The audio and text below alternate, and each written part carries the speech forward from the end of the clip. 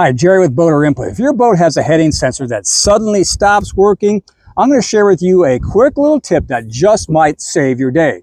You see, a week ago I had been out fishing and I've been fishing for several hours.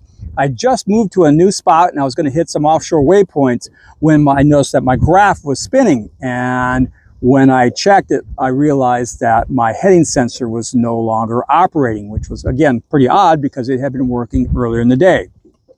And so I'm going to show you one quick and easy little thing to check if that should happen to you. Now, before I go into that, I should preface by saying that there are a lot of reasons why your heading sensor could fail. You know, it could be due to your fish finder. You know, perhaps you had a bad update or you have a bad electrical connection for your heading sensor. You maybe have a loose wire or blown fuse. It could be an issue with your NMEA network, or it could be that the heading sensor itself has failed. And so, but in my case, it was none of those things. It was something much more obscure, but actually much easier to check. And that's what I'm going to show you next. Okay, so I've recreated the problem so I can show you exactly how to fix it. So here I am. I got my my boat in spot lock mode. And if you look closely, you can see my boat icon here and an island straight ahead. But that island is actually right back here. My heading sensor is currently not working. So what was the problem? Well, let me show you. If you go, and again, the instructions here are going to differ depending on whether you have a Humminbird or a Garmin, but I'm going to show you how to fix this on a Lowrance. So what you want to do is you want to go to Settings, scroll to Network, and then go to Device List. And I'll click on the 0.1. So you can see it's actually recognizing the 0.1's on there. And if you look at all these little stats on the side, notice it says instance 0. Okay, that's part of the problem. So let me close that out, go back to the device list again, and you'll see I also have a Ghost X trolling motor listed. And if you scroll down and look at the stats there, instance 0. Well, it turns out that these spot lock type trolling motors give out heading sensor like data. And so for whatever reason, my system reconfigured so that they both had instance 0, which caused a conflict.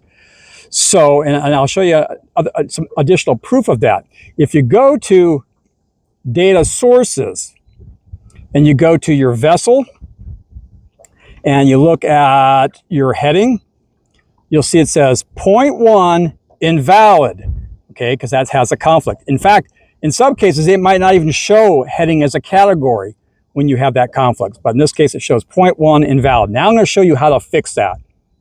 Very simple.